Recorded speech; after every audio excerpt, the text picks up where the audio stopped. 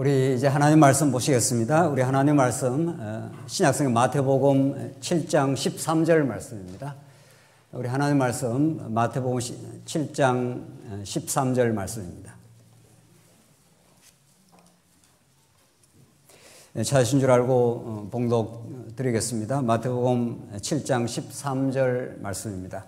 좁은 문으로 들어가라. 멸망으로 인도하는 문은 크고 그 길이 넓어 그리로 들어가는 자가 많고 생명으로 인도하는 문은 좁고 길이 협착하여 찾는 자가 적음이라. 거짓 선지자들을 삼가라.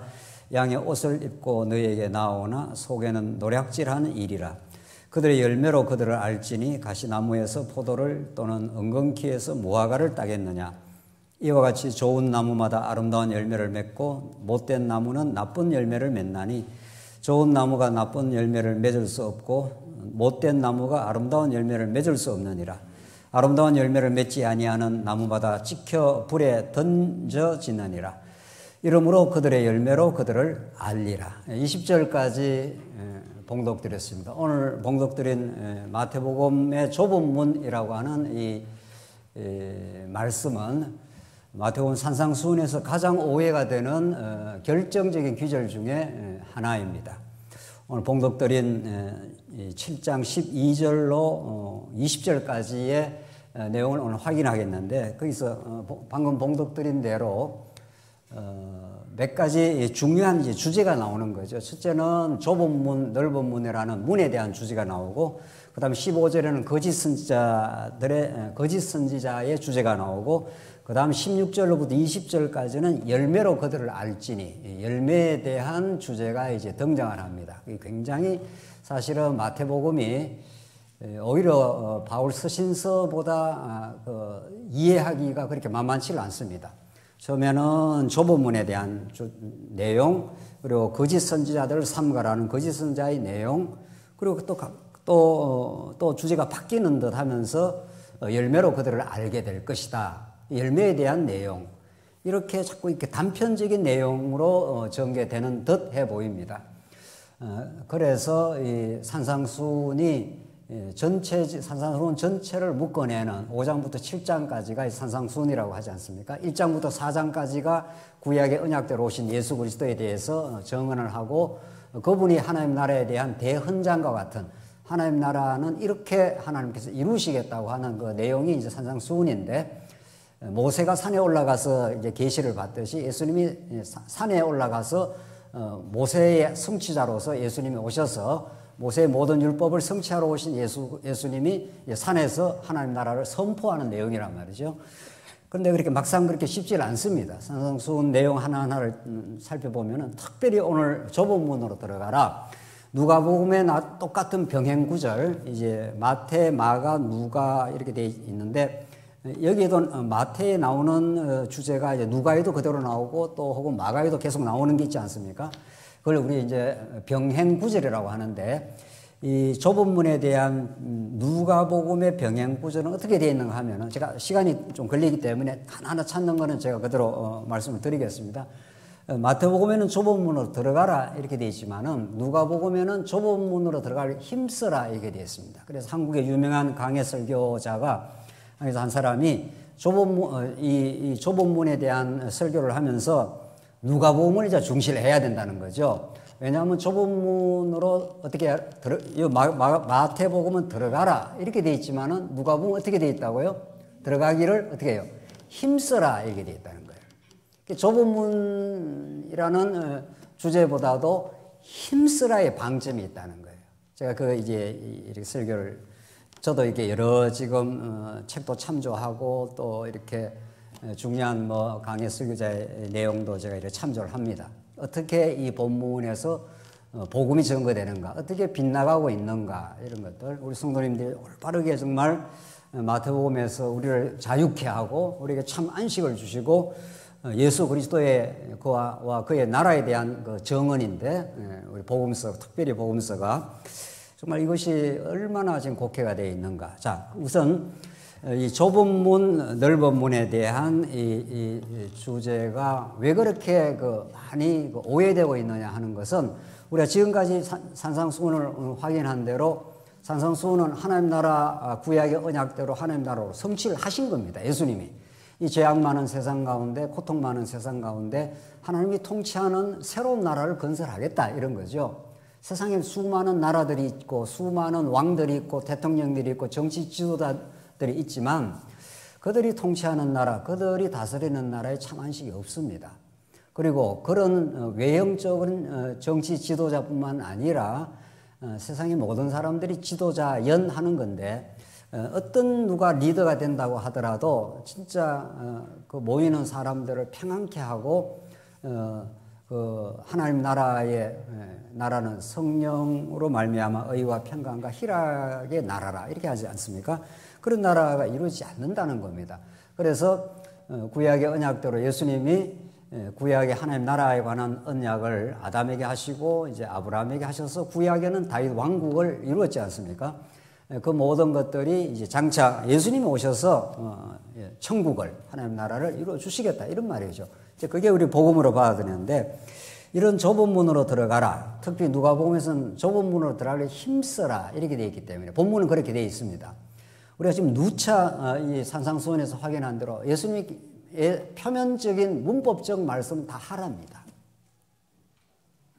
구하라, 두드리라, 찾으라 전부 명령문의 형식으로 되어 있습니다. 이 말씀을 하나님은 명령을 하시고 하나님이 성취를 하신다는 게 성경 전체의 주제입니다. 이 언약 성취라는 겁니다. 하나님이 전부 언약을 명령문의 방식으로 빛이 있어라 이렇게 하시고 빛이 등장한 게 아니지 않습니까?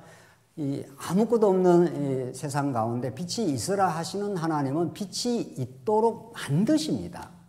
그래야 하나님이신 거죠. 그래야 우리에게는 복음이 되는 거죠. 우리가 행위에 의지해서 뭘 만들어내야 된다 그러면 그게 얼마나 힘든 일이냐고요. 왜냐하면 우리 존재 자체가 죄인인데 죄인이 열심히 노력을 하면 죄만 자꾸 나옵니다.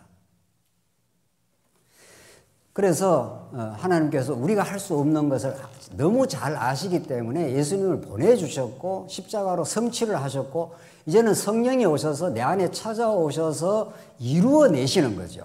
사랑하게도 만들고 섬기게도 만들고 시기와 분쟁 속에 우리가 살아가는 우리 인생이 다른 사람을 이해하게도 만들고 그렇게 천국을 만들어 가시는 분이 우리 안에 찾아오신 성령이신 거죠. 안 그러면 성령이 왜 오시냐고요. 오늘 좁은 문으로 들어가라는 것이 얼마나 곡해되고 정말 곡해되어 왔던 말씀이냐. 우리가 좁은 문이 가지고 있는 뉘앙스는 뭡니까? 또 이 어근 자체는 좀 그런 뜻이 갖고 있습니다. 고난, 환난, 좁다는 건 문이 좁다는 거 아니에요. 그러니까 좁은 문으로 들어가기 힘쓰라고 해버리면은 그걸 그대로 율법적 명령으로 받아버리면은 얼마나 예수 믿는 게 힘들겠어요. 그건 아닐 거 아니에요. 이 말씀이 도대체 힘들고 어렵지만 우리가 애써서 그 좁은 문을 통과하면은 생명으로 인도되고 넓은 문은 그냥 그 길이 넓어서 다 멸망으로 간다. 그럼 우리가 노력하면 하나님 나라와 구원에 이르른다 이런 뜻이냐고요. 절대로 그런 뜻은 아닌 거죠. 그런데도 이 좁은 문에 대한 이 아이디어, 이 주제가 너무도 많이 2000년 역사 가운데 오해된 귀절입니다. 성도 여러분들 좁은 문으로 들어가기 힘쓰십시오. 넓은 문은 그 길이 넓어서 거리로 들어가는 사람이 많고 그것이 멸망으로 인도하는 길이지만 우리는 좁은 문으로 들어가기를 우리가 애쓰고 노력하고 힘써야 됩니다. 그래서 교회도 열심히 나오고 연보도 열심히 하고 뭣도 열심히 하고 자꾸 해야 된다는 거예요. 그럼 말이 되는 듯 하지만 말이 전혀 안 되는 거죠. 자, 오늘 이 좁은 문에 대한 복음적 해석, 잘못된 율법주의적 해석이 아니라 우리들은 자꾸 뭘 행동을 강조하거나 행동을 의지해서 뭘 하라는 건 아니지 않습니까? 그러면 이 좁은 문에 대한 복음적 이해는 어떠한가 이런 거죠. 우선 이렇게 크게 정리할 수가 있습니다. 넓은 문이라는 것은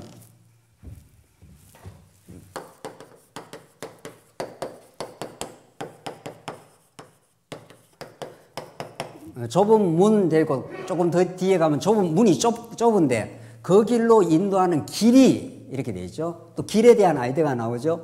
좁은 문으로 들어가기 힘쓰라. 멸망으로 인도하는 문은 크고 그 길이 넓어. 그 길이 넓다는 거죠. 그 넓은 문은 14절에 생명으로 인도하는 문은 좁고 길이 협착하여 길이 좁다는 거죠. 당연히 그렇겠죠. 문이 좁으면 문으로 인도하는 그 길이 좁을 수밖에 없죠. 그래서 좁은 문, 좁은 길에 대한 메시지, 넓은 문, 넓은 길에 대한 문과 길이 이제 연결되어 있습니다. 그러니까 넓은 문이 뭐냐? 크게 정리를 해버려야 됩니다. 우선 지금 오늘 본문의 말씀은 마태복음은 구약의 하나님 나라 언약을 성취하러 이 땅에 하나님 나라로 오셨다는 거죠. 그 언약이 대전제죠. 성경을 풀어가는데. 근데 언약은 뭘 언약을 했는가 하면 하나님 나라를 언약했다는 거예요. 하나님 나라를 이루시러 예수가 그리스도로 오셨다는 거죠. 자, 그러면 언약이 대전제고 언약의 내용으로서의 하나님 나라가 이 땅에 성취됩니다. 그런데 그 나라는 어떤 법으로 다스리냐 이 문제죠. 우리가 지금 레위기 끝나고 민수기로 넘어가면서 계속 우리가 좀 강조했던 부분이 아브라함 언약은 내가 큰 민족, 큰 나라를 이루어지겠다는 나라에 대한 그 언약이고 시내산 언약은 그 나라는 이렇게 내가 통치를 하겠다는 거죠. 그렇죠? 그 율법인 거죠. 구약에는 십계명도 주시고 또 법주도 주시고 레위기서에 그렇게 많이 나오는 제사 규례도 주시지 않습니까? 제사라는 방식, 제사라는 율법을 통해서 내가 이 나라를 제사장 나라로 만들겠다 이런 뜻인 거죠. 자, 그러니까 크게 봐서 성경이 언약이 있고 언약의 내용으로서 하나님 나라, 이게 복음입니다. 이 언약의 복음이라 해도 되고 하나님 나라 복음이라 똑같습니다. 언약의 복음이라는 건 하나님의 계시를 이제 드러내는 그 원리가 언약이고 언약의 내용이 하나님 나라인 거죠. 하나님이 통치해 주시면 아무도 우리를 범접할 수가 없는 좋은 나라, 행복한 나라가 되는 거죠. 쉽게 말하면은 이 나라를 어떻게 다스리느냐 하면은 구약식으로 말하면은 율법으로 다스려 주겠다. 그래서 이걸 우리는 율법 언약이라 하는 거죠. 언약이라는 개념이 없으면 율법이 내가 지켜야 되는 게 되어버리는 거죠. 예수 믿고 나서도. 그러나 구약의 율법은 다 언약적 성격을 갖고 있다는 거죠. 이게 시내산 언약 아닙니까? 그렇죠? 그러니까 하나님은 우리가 십계명을 이스라엘 십계명을 못 지킨 줄 알고 있다니까요. 못 지킨 줄 알고 있는 십계명을 주신 거예요.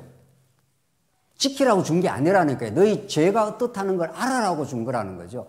그럼 죄가 드러나면 어떻게 하는가? 하나님께서 제사 제도를 통해서 너희들을 내가 보호하고 통치하고 사랑하고 인도해 주시겠다. 이 내용이죠. 그래서 우리가 성경 마태복음을 이해하려면 특별히 성경 전부 어떤 성경을 보더라도 이 구도를 이해를 하셔야 되는 거죠. 하나님께서 언약을 주셨다. 언약에 신실하신 하나님을 여호와를 계시하신다. 그 하나님이 얼마나 좋으신 하나님인가 하면 하나님 나라를 우리에게 선물로 주신다. 그 하나님 나라를 어떻게 다스리냐 하면 율법으로 다스리겠다. 구약식으로 말하면. 여기 구약 아닙니까? 여기까지가. 이게 전부 언약도 하나님 나라도 율법도 전부 예수가 이루는 거죠. 그렇죠? 그래서 내가 율법과 선지자를 폐하러 온 것이 아니라 내가 성취하러 왔다. 완성하러 왔다. 이게 마태복음 앞에서 천국에 대해서 메시지를 전거하고 율법에 대해서 설명을 하고 이제 우리가 지금 살피는 7장 내용은 율법은 이런 방식으로 성취가 돼 하면서 지금 이런저런 우리 지난 시간에 남에게 대접을 받고자 하는 대로 너희도 남을 대접하라. 이것이 율법이요 선지자니라. 그렇게 돼 있다고요. 이걸 갖다가 곡해를 해가지고 내가 대접받고 싶은 대로 대접해라. 이게 도덕률이다. 도덕의 황금률이다. 성경에 도덕이 있냐고요. 도덕이 없어요. 눈을 씻고 봐도 도덕은 없는 거예요. 그럼 도덕을 무시하느냐? 그건 아니고요. 복음밖에 없고 복음 안에서 기독교적 도덕은 나오죠. 그걸 우리 기독교 윤리라고 한다고요. 쉽게 말하면. 자, 그래서 이 내용이 이제 이런 큰 틀 속에서 이제 이해가 되면은 넓은 문으로 간다 했을 때는 이거는 지금까지 마태복음에서 설명한 이 바리새인들, 서기관들, 율법주의자들의 길입니다. 이게 넓은 문이 이게 바리새인 혹은 다른 말로 말하면 율법주의자들의 글을 넓은 문이라 합니다. 그러니까 바리새인이라는 건 그 시대 예수님 당시에 역사적으로 예수님이 딱 설정을 해놓은 거죠. 바리새인들의 그들을 따라가지 말라. 그들이 가르치는 것은 구약의 모든 율법이 나를 가르치는 건데 바리새인들은 예수를 거부해버리고 자기들이 율법을 지키겠다고 나선 사람들이죠. 역사적으로는 바리새인 혹은 율법주의고 이걸 더 광범위하게 설명을 하면은 아담 타락 이후 모든 일체의 인간의 자기 시도입니다. 요 시대로 말하면 율법주의자들, 율법에 대한 곡해한 사람들이지만 공자, 맹자, 석가모니, 이방 철학, 일체 모든 이방 사상들 이게 전부 인간이 스스로 법을 지켜낼 수 있다. 그래서 자기 나라를 인간이 만들 수 있다 이런 뜻입니다. 일체의 예수를 통과하지 않는 예수님의 복음에 접촉되지 않는 일체 인간의 모든 시도가 율법주의입니다. 모든 시도가 공로주의고 그것이 하나님 나라와 의를 추구하는 복음과는 정대척점에 있는 거죠. 그 인간들은 누구라도 자기 나라와 자기 의를 건설하고 싶은 겁니다. 공자도 그랬고 석가모니도 그렇고 조그마한 집을 하나 이루어도 내 나라를 만들고 싶어 하는 거죠. 내 나라, 내 의. 내가 이 가정을 일구어냈어 이런 거죠. 그 모든 인간의 소박한 꿈이고 허탄한 꿈이고 그렇습니다. 그래서 넓은 문으로 들어가라. 넓은 문으로 가는 이게 멸망의 길입니다. 이게 바리새인들이 율법을 지켜낼 수 있다. 그리고 모든 인간들이 불교건 공자건 맹가건 전부 이 넓은 길입니다. 그러니까 많은 사람들이 가는 길입니다. 그러니까 그 길이 옳아 보입니다. 이것이 의로운 길처럼 보입니다. 이게 무엇이 의냐는 거죠. 무엇이 올바른 거냐는 거예요. 그러니까 많은 사람들이 가는 걸 오늘날 민주주의 사회에서도 많은 사람들이 손을 들면 그게 옳은 게 되는 겁니다. 진리의 길은 그렇지 않습니다. 진리의 길은 많은 사람이 찬동을 하든 적은 사람이 찬동하든 진리이기 때문에 진리이지 많은 사람이 찬동을 해준다고 해서 진리가 되고 진리가 안 되고 그렇지 않습니다. 자, 그래서 넓은 길은 인간의 행위에 의지하는 율법주의의 길입니다. 제가 다시 강조하지만은 예수님 당시에는 바리새인들, 서기관들이 율법주의자였습니다. 그러면 그 사람들만 율법주의자냐는 거예요. 그렇지 않다는 겁니다. 문제는. 예수의 좁은 문으로 통과하지 않는 일체 인간의 사상, 시도, 모든 우리 인간의 하는 일이 다 율법주의입니다. 다 자기 의를 세우려고 하는 거죠. 심지어 교회 안에서도 교회에 봉사한다고 하면서도 자기 의가 될 수가 있습니다. 그래서 심판과 진리 분별은 교회 안에서부터 시작을 하고 내 내면에서부터 시작을 합니다. 밖에 하고 싸우는 게 아닙니다. 우리 밖에서 누구하고 싸웁니까? 우리가 어디 가서 싸웁니까? 칼을 들고 싸울 겁니까? 창을 들고 자유주의 신학자들하고 싸울 겁니까? 영적인 전쟁은 밖에서 일어나지 않습니다. 여러분과 저의 내면 안에서 일어나는 자기와의 싸움입니다. 사도 바울이 그랬습니다. 내가 달려갈 길을 달려가고 내가 멸망의 길로 가지 않기 위해서 자기를 처복종시켰다 그랬지 않습니까? 자기하고 싸움이지 다른 사람이 나를 흔들어대는 게 아닙니다. 자기가 자기한테 걸려서 넘어지는 거지. 딴 사람이 좀 욕을 하든 비난을 하든 그런가 보다 하고 지나가고 그러면 되는 거죠. 약간 기분은 나쁠지 몰라도 자기 안에 탐심, 자기 안에 시기, 자기 안에 불만, 자기 안에 원망 그것 때문에 인간이 힘든 거지 다른 사람 때문에 힘들지 않습니다. 그게 아닌데요, 목사님? 이럴 수도 있겠죠. 옆에 사람이 나를 굉장히 힘들게 하는데요. 그럴 수 있죠. 정말 그렇습니까? 옆에 사람이 잠시 힘들게는 할 수 있지만 그 힘들게 하는 그 현상을 그러면은 요셉은 감옥에서 그냥 상처받아 찢겨 죽었어야 됩니다. 형들한테 쫓겨난 게 힘든 게 아니라 형들한테 배반당하고 옥중에 들어가고 보디발의 여자가 말이지 아내가 죄를 뒤집어 씌웠지 않습니까? 그쯤 되면은 이게 복장이 터져서 죽을 겁니다 아마.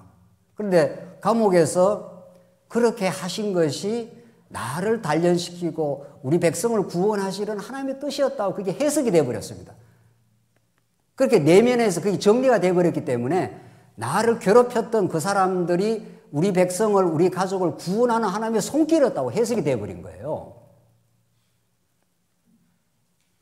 요셉을 힘들게 할 수 있습니까? 잠시 힘들게 할 수 있지만 요셉을 궁극적으로 힘들게 못하는 거죠. 왜? 요셉을 누가 붙들고 있기 때문에 하나님이 붙들고. 그래서 우리의 영적인 싸움의 적은 밖에 있지 않습니다. 내 내면이 나의 적입니다. 내가 가장 큰 싸움의 대상입니다. 이 부분에 대해서 정확하고 분명하지 않기 때문에 자꾸 신앙생활이 흔들린다고요. 조금만 뭐가 하면은 또 힘들다고. 힘들긴 하죠. 김기훈 목사도 힘들어요. 때로는.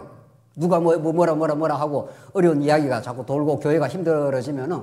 그러나 다시 회복이 되는 것은 상황이 정리되어서 회복되는 게 아니라 상황을 바라보는 시각이 정리가 되면 회복이 되는 겁니다.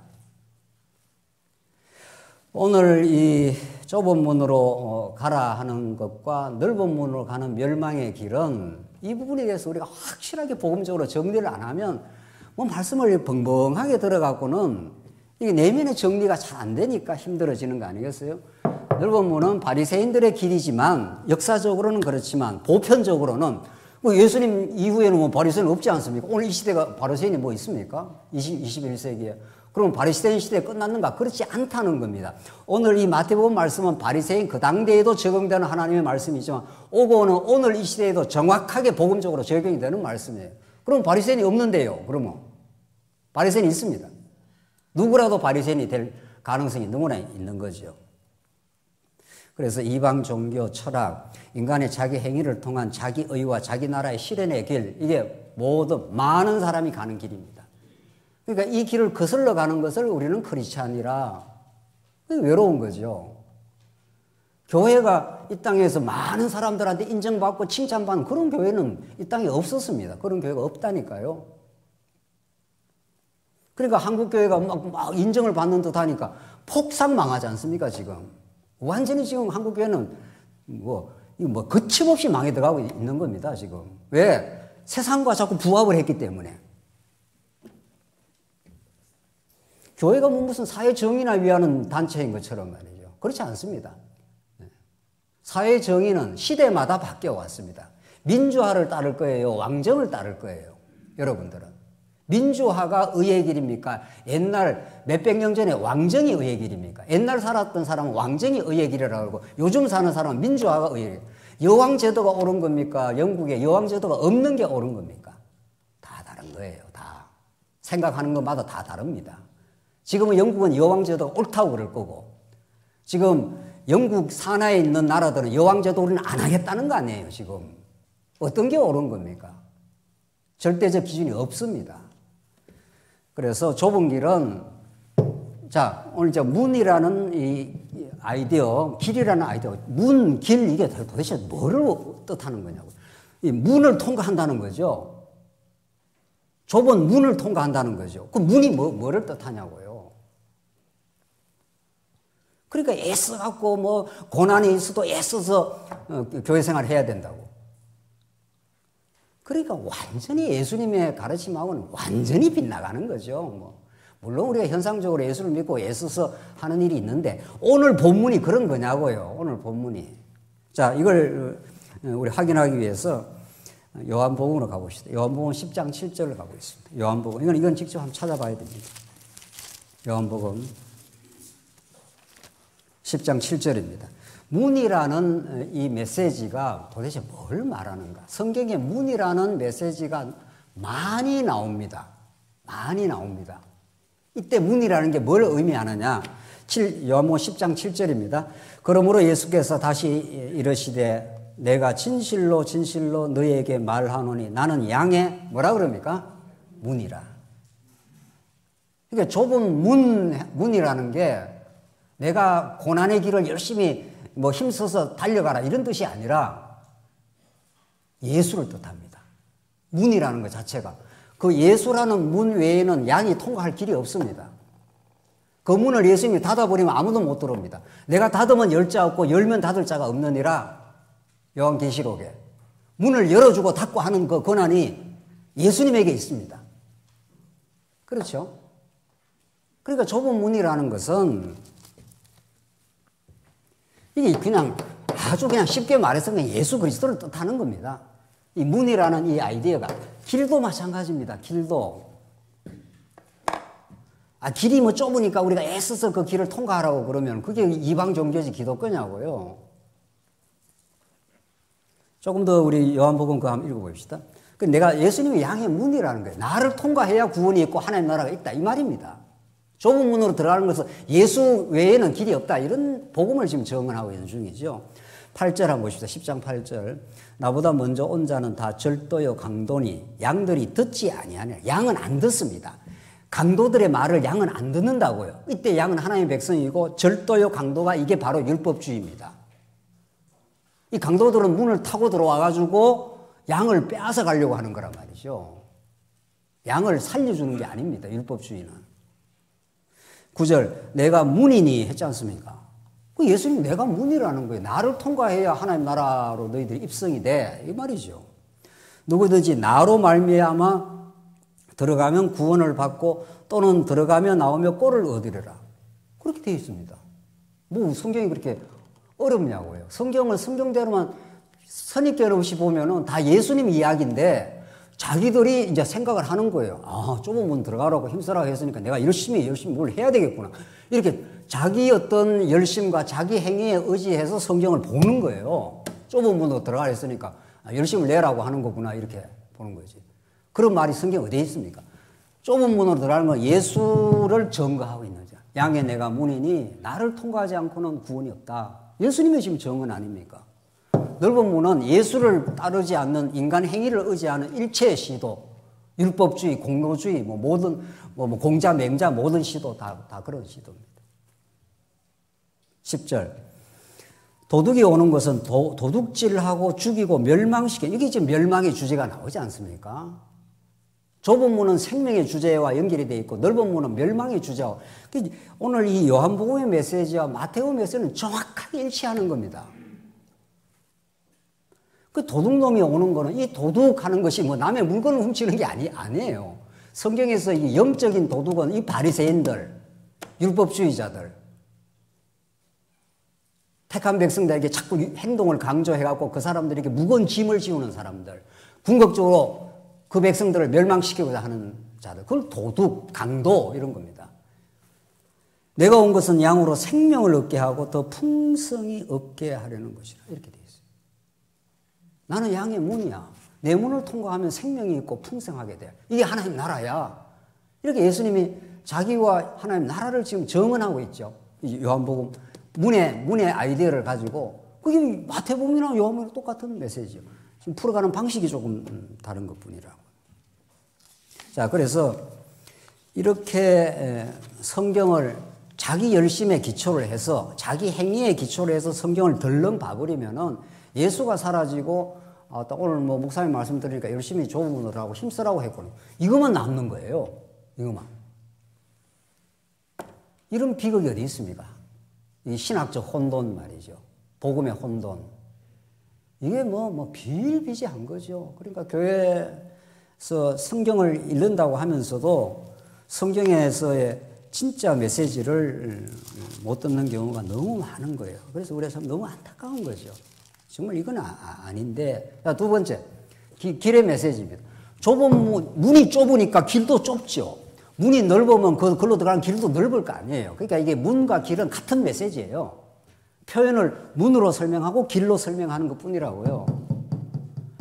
그 요한복음에 보면은 예수님께서 요한복음 14장에 나는 뭐라 그러죠? 지금 빌립이 주님이 어디로 가는지 내가 모르겠습니다. 내가 이제 잠시 갔다가 거처를 마련하면 돌아오겠다. 그러니까 주님이 어디로 가는지 내가 어떻게 압니까? 그러니까 예수님께서 나는 뭐라고요? 길이요, 진리요, 생명이라. 나로 말미암지 않고는 아버지께로 갈 자가 없느니라. 그러니까 문의 아이디어나 길의 아이디어나 똑같다니까요. 그러니까 같이 이렇게 예수님이 지금 설명을 하는 거죠. 내가 길이라는 거예요. 예수님이 길이라는 거예요. 나를 통과해야 아버지께로 갈 수가 있다. 지금 그 말을 지금 하잖아요. 나는 길이요, 진리요, 뭐라고요? 생명의 길이라는 거예요. 이게 좁은 문이라는 거예요. 예수 그 문으로만 통과해야 참 생명에 이른다. 지금 하나님 나라를 누리게 된다. 지금 그 말 아닙니까? 길에 대한 메시지는 너무 많죠. 사실 히브리서의 휘장이라는 게 굉장히 두꺼운 겁니다. 성전에 있는 휘장이라는 게 손으로 찢을 수가 없어요. 그게 굉장히 두꺼운 휘장이 천막천치고는 굉장히 직조해서 만들었기 때문에 손으로 찢어지질 않는 두께를 가지고 있다고 합니다. 예수님이 돌아가셨을 때 그 휘장이 어떻게 됐습니까? 위에서 아래로 쫙 찢어졌지 않습니까? 그걸 히브리서 기자가 뭐라 그럽니까? 새롭고 어떻게 해요? 살 길이라 그랬지 않습니까? 그 길을 열어놓으셨다는 거예요. 예수님이. 그 길을 통과해서 우리는 죽었던 우리 인생이 하나님 여호와를 만나는, 아버지를 만나는 생명의 길을 만나게 된다. 이 말 아닙니까? 그러니까 문이라는 이 메시지나 길이라는 건 같이 지금 물려서 돌아가는 거죠. 예수님이 내가 길이라는 거예요. 내가 십자가의 죽음으로 길이 열린다는 거예요. 그래서 휘장이 쫙 갈라졌다는 건 사람의 힘으로 휘장을 이렇게 찢을 수가 없게 아주 굵은 천막 같은 천이라는 거예요. 그 안에 다 그 이미지를 갖고 있지 않습니까? 그래서 예수님이 길 되시고 예수님의 십자가 죽음이 생명의 길을 여신다. 이런 뜻입니다. 좁은 문으로 들어가는 걸 예수 십자가를 통해서 하나님 나라를 누리게 된다. 지금 그 말이죠. 쉽게 말하면. 그걸 가지고 좁은 문 들어가라, 힘써라. 그 유명한 강해 설교자가 좁은 문이 중요한 게 아니라 뭐가 중요하다고요? 힘쓰라고 중요하다고. 이런 그 엉터리가 어디 있냐, 이거. 물론 힘쓰죠. 우리가 힘쓰는 것도 아니고 성령이 찾아오시면 예수께로 가는 정말 그 힘이 생기는 거죠. 그래서 우리는 예수 안에서 생명과 하나님 나라를 누리게 되는 거죠. 그래서 오늘 본문이 멸망과 생명의 아이디어가 있고 14절에 생명으로 인도하는 문은 좁고 길이 협착하여 찾는 이가 적으며 정말 적은 겁니다. 이게. 예. 많은 사람이 옳다. 그 길이 옳다. 그 길이 무슨 진리가 있는 것 같지만 그게 멸망의 길이고 그러니까 이거는 사람들한테 굉장히 잘 설득이 됩니다. 교회에 탁 나오면 이 말을 해주면은 옳소이다 하고 따라갑니다. 왜? 사람들은 다 자기가 뭔가를 좀 할 수 있다고 생각하는 게 우리 인간의 타락된 존재이기 때문에 성도님 이거 열심히 내십시오 하면 열심을 내는 거죠. 그게 멸망의 길입니다. 이렇게 멸망과 생명의 길이 그 분기점이라는 게 심각하고 이거는 중요합니다. 그래서 이 강단은 그걸 양보할 수가 없는 거죠. 뭐 이렇게 말한다고 해서 성도님들 교회 봉사하는 열심이라든가 그걸 뭐 하지 말라는 이야기는 아니잖아요. 성경이 그걸 원초적으로 강조하는 게 아니라는 거예요. 성경은 예수 그리스도를 정언하고 하나님의 언약대로 오신 하나님 나라를 지금 정언하는 하나님의 계시의 말씀이지 이렇게 해야 좁은 문으로 들어갑니다. 저렇게 해야 됩니다. 이런 메시지가 성도들에게 자꾸 전달이 되면 성도들은 거기에 침식을 당해요. 목사가 하는 말이 옳은가 보다 해서 아니에요. 그 목사가 아니라 목사 할아비가 와도 아닌 건 아닌 거죠. 복음 외에는 아닌 거죠. 그래서 15절에 거짓 선지자가 나오는 겁니다. 그렇죠? 뚱딴지 좁은 문 이야기가 또 갑자기 또 거짓 선지자가 나오니 성경이 전부 파편적으로 이제 읽히는 거죠. 그리고 마지막에 오늘 열매까지 갈 건데 열매가 나오니 열매로 알지라 이거는 총신의 유명한 신약학 교수의 책 이름이 열매로 알지라예요. 그 사람이 행위구원을 이야기하고 말이죠. 제가 학교 다닐 때 오래전에 총신이라면 상당히 보수적이고 상당히 건전한 개혁신학을 주장하는데 책 제목이 열매로 알지라예요. 믿음만으로 안 된다는 거예요. 열매 없으면 멸망받을 수 있다는 거예요. 그건 엉터리가 돼 있어요. 그런 엉터리가. 그건 아니죠. 정말. 그러니까 우리가 좁은 문 이야기와 좁은 문의 아이디어에 예수를 믿으면 생명이고 이 율법주의자의 길에 가면 이게 멸망이라고요. 이렇게 심각한 지금 주제가 이게 걸려 있는 거 아니에요. 그러니까 거짓 선지자의 메시지. 거짓 선지자를 삼가라. 양의 옷을 입고 너에게 나오나 속에는 노략질하는 일이라. 영혼을 탈취해 나가는. 그러니까 신천지니 뭐니 이런 겉으로 드러난 이단들만 이단이 아닙니다. 요즘에 신천지가 좀 덜 돌아다니나요? 예. 우리 교회도 최근에는 아니지만 왔다 갔지 않습니까? 영혼을 노략질하는 거죠. 거기 가면은 엄청 열심을 내게 만들죠. 그 사람은 자기 열심을 내면 그게 나무대로 흐뭇한 겁니다. 여기는 내 어떤 행위를 알아주네 이런 거 아니에요. 이 거짓 선지자인 거죠. 그러니까 거짓 선지자들은 정확하게 이 시대로 말하면 바리새인들, 서기관들, 율법을 지켜 자기 의를 자꾸 세워주는 사람들. 이게 거짓 선지자예요. 그 사람들은 양의 옷을 입고 양처럼 이렇게 들어와가지고 속에는 노략질하는 일이라는 거예요. 영혼들을 탈취해 간다는 거예요. 그 영혼들은 모르죠. 자꾸 열심히 내라 하니까 열심히 내서 인정해주고 공로를 인정해주니까 점점 더 그 바벨탑을 쌓게 되는 거죠. 그게 멸망의 길이라고요. 우리 예수를 믿으면 오전에 장로님 기도하셨나요? 네가 나를 따라오려거든 자기를 부인하고 십자가를 지고 나를 따르라. 우리 예수를 따른다는 것은 우리 자신 안에 공로가 없습니다. 하나님 나는 전적으로 죄인이고 하나님 나를 그리스도의 피로 덮어주셔서 의롭다함을 받아 이 자리까지 왔습니다. 그게 정확하게 예수 믿는 자리입니다. 그 원초적인 자리가 정리된 사람이라야 그 다음에 나오는 뭐 섬김이든 그 다음에 나오는 교회 봉사든 선교든 다 그게 아름다운 일이 되지 그게 기본 바탕이 정리가 안 돼 있으면 교회에서 일을 하면 할수록 자꾸 공로가 더 많아지네 점점 더. 그게 멸망의 길이라는 겁니다. 그게. 이게 바리새인들이 나는 일주일에 한 번씩 꼬박꼬박 안식일 지키고 11조 꼬박꼬박 내고 공로가 자꾸 쌓이는 거죠. 자꾸 쌓이는 거죠. 우리 예수 믿는다는 건 공로가 쌓이는 게 아니고 은혜가 자꾸 쌓이는 거죠. 예수 믿는다는 거는 은혜였습니다. 내가 이렇게 예수 믿은 것도 은혜였습니다. 오늘 이 거짓 선지자들의 이 가르침을 따라가지 말라. 그들은 끊임없이 인간의 의를 부추기고 공로를 부추기고 그렇게 하여 멸망의 길로 인도하는 너희들의 영혼을 노략질하고 있다. 예수님은 여기에서 아주 추상 같은 지금 기준을 제시하지 않습니까? 이게 복음이니까 예수님이.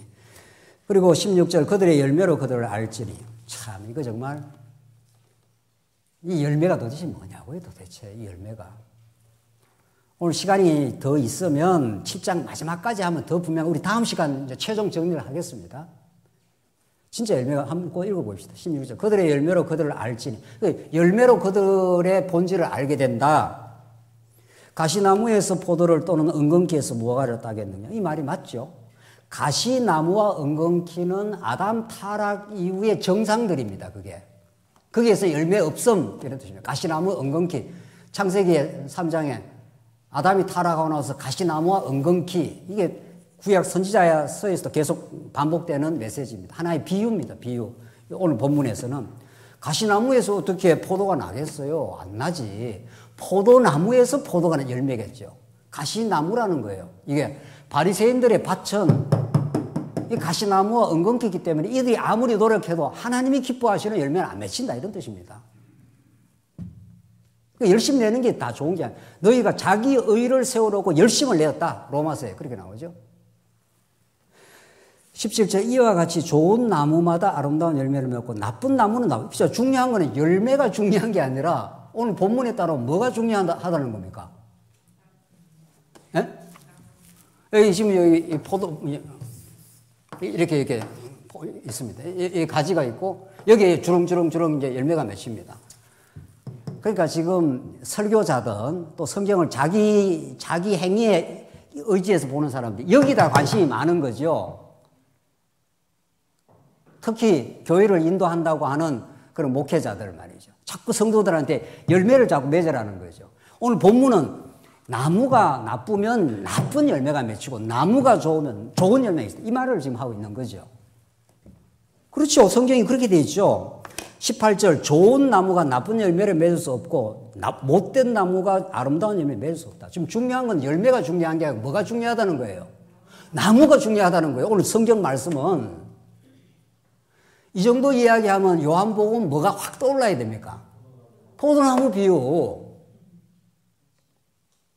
너희는 내게 붙어만 있으면 내게 거하면 열매를 맺게 된다. 나로부터 떠나면은 열매를 맺는다 못 맺는다? 못 맺는다는 거죠. 성경은 일관된 진리를 말하는데 자기가 지금 생각하는 선입견, 자기가 교회를 이렇게 저렇게 해야 되겠다고 하는 이 목회자들의 목회병 이런 것들이 작동을 하면 열매가 딱 강조가 되는 거죠. 성도님들 열매 없으면 불에 이제 곧 나옵니다. 19절 아름다운 열매 맺지 않은 나무마다 찍혀 불에 던져지니라 심판받는다. 예수 믿어도 필요 없습니다. 예수 믿는다고 구원 얻는 것도 아니고 말이죠. 예수 믿어도 제대로 믿어야 됩니다. 뭐 이러고 그러면 성도도 벌벌 뭐 그렇게 되는 거죠. 아이고 내가 열매가 없구나. 내가 전도도 한 사람 제대로 못했는데 이렇게 되는 거죠. 이게 보통 심각하냐고요. 이게 불에 찍혀 던져지느니라 20절 이러므로 그들의 열매로 그들을 알지라. 그 앞뒤 다 끊어버리고 열매 맺지 않으면은 찍혀가지고 불에 던져질 것이다. 멸망할 수 있다. 이런 메시지가 나오는 거죠. 오늘 본문은 전혀 그게 아닙니다. 전혀 그게 아니고 열매로 알게 됩니다. 알게 되는데 중요한 건 열매가 중요한 게 아니라 나쁜 나무는 나쁜 열매를 맺고 좋은 나무는 좋은 열매를 맺다. 지금 메시지는 그렇게 돼 있죠. 지금 산상수훈이 시종일관 예수가 생명의 진리를 전가하러 온 하나님 나라 그 자체이고 예수가 생명나무인 거죠. 그 요한복음이 15장이 나는 포도나무에 너는 가지라. 내게 붙어만 있으면 내게 거하기만 하면 거하는 것도 내가 거하는 것도 아닙니다. 요한복음 15장 이후에 17장 넘어가면은 이제 성령을 보내주겠다는 거죠. 예수님하고 3년 동안 같이 있어도 베드로가 예수님 못 알아봤습니다. 깊이 몰랐습니다. 그러니까 십자가 죽었을 때 다 도망쳤지 않습니까? 베드로는 3번이나 부인했고 말입니다. 예수를 우리가 따라갑니까? 우리가 못 따라갑니다. 따라가도록 만들려고 성령이 찾아오신 거지. 자, 그래서 지금 이제 정리를 하자면 자꾸 그들의 열매로 알게 된다. 열매 없으면 안 된다. 열매에다가 강조점을 뒀던 지난날에 수많은 산상수훈 설교자들, 수많은 강론 해설집들 말이죠. 제가 많은 책들을 지금 보고 나오지 않습니까? 진짜 어떻게 돼 있나? 도대체 이게 어떻게 풀어가나 말이죠. 아니, 열매가 중요한 게 나무가 중요한. 나는 포도나무에 너희는 가지라. 내게 붙어 있으면, 내게 거하면 내가 너희를 거하게 해서 열매를 맺게 만들어 주겠다. 이건 한번 찾아보아야 됩니다. 마지막으로 마태복음 3장 17절 한번 마태복음 앞으로 가겠습니다. 불에 찍혀서 멸망한다는 그 메시지 3장 7절 이걸로 얼마나 겁을 많이 줍니까? 3장 10절 봅시다. 마태복음 37절 요한이 많은 바리새인들과 사두개인들이 세례 베푸는 데로 오는 것을 보고 이르되 독사의 자식들아 누가 너를 가르쳐 임박한 진노를 피하라 하더냐. 이거 뭐 추상같이 나가죠. 세례 요한이 8절 그러므로 회개에 합당한 열매를 맺고 그렇죠. 너희들은 지금 오해했어. 너희들은 스스로 율법을 지킨다고 착각을 했어. 거기서 돌이켜. 회개라는 건 돌이키는 거죠. 돌이켜서 예수가 정언하는 하나님 나라 통치 안으로 들어와 이런 거죠. 이게 회개에 합당한 열매입니다. 이때 열매가 뭐냐고요. 열매가 뭐 우리가 열심히 노력해서 열심히 무슨 뭐를 하라는 이야기입니까? 그게 아니고 회개하고 자기 의의를 추구하고 율법을 지킨다는 그 어리석은 율법주의에서 벗어나서 예수의 통치 안으로 들어오라 이런 뜻입니다. 그게 열매입니다. 회개에 합당한 열매라는 게. 조금 더 읽읍시다. 9절 속으로 아브라함이 우리 조상이라고 생각하지 말라. 내가 너에게 이르노니 하나님이 너희 이 돌들로도 아브라함의 자손이 되게 하시리라. 너희들이 뭐 아브라함 조상이라 하지 마. 나는 돌들로도 내가 믿음을 줘서 언약 백성 만들 수 있어. 10절 마지막 이미 도끼가 나무 뿌리에 놓였으니 좋은 열매를 맺지 아니하는 나무보다 찍혀 불에 던지라. 똑같은 메시지예요. 오늘 7장 메시지하고 그러니까 열매를 못 맺으면은 불에 찍혀서 멸망당한다. 이렇게 설명을 하는 거죠. 예수를 믿어갖고 구원이 확실한 게 아니고 예수 믿을 뿐만 아니라 열매가 안 맺히면은 찍혀서 불에 던져져서 멸망당할 수 있다. 이게 행위 구원이에요. 총신 교수가 그렇게 그 책에서 강조하듯이 말이죠. 오늘 본문이 그런 거냐고요. 도끼가 나무 뿌리에 놓였는데 좋은 열매를 맺지 않는 나무가 좋은 열매 맺지 않는 나무가 무슨 행위를 열심히 내라는 겁니까? 좋은 열매를 맺지 않는 것은 회개치 않는 마음, 예수의 통치 속에 예수를 믿지 않는 겁니다. 이게 뭘 열심히 하라는 이야기가 아니고 예수를 믿는다는 것은 자기가 아무것도 아니라는 걸 아는 겁니다. 예수님이 모든 통치와 주권을 갖고 있다는 걸 인정하는 겁니다. 이게 회개입니다. 하나님 나는 아무것도 아니네요. 당신의 통치 속에 살았네요. 당신의 은혜로 내가 구원을 받았네요. 그런데 바리새인들은 끝까지 그걸 저항을 하죠. 그러니까 회개에 합당한 열매를 맺어. 너 돌이켜야 돼. 안 그러면 멸망이야. 예수를 안 믿으면, 예수께 접붙여지지 않으면 멸망이야, 이 말입니다. 그렇죠? 요한복음 15장에 그 포도나무 비유가 그런 거죠. 예수께 붙어 있으면 너희들은 주렁주렁 열매가 맺혀. 그렇죠? 예수의 생명에 붙여 있으면 하지 말아도 해. 여기에 붙어 있으면 여기에 이 열매가, 궁극적인 열매는 믿음이에요. 하나님 나라의 통치를 받아들이는 거예요. 내가 주인이 아닙니다. 당신이 주인이고 지금까지 인도해 오시고 하나님 나라를 선물로 주시네요. 그걸 받아들이고 믿게 되는 그것을 회개에 합당한 열매입니다. 그렇게 예수를 든든히 믿고 나면 그 다음에 성령의 열매는 말할 것도 없이 나오는 거죠. 내가 주인이 아닌데 뭐 원망하고 불평할 게 뭐 있습니까? 평안하고 감사하고 희락하고 오래 참고 뭐 주렁주렁 맺혀 나가죠.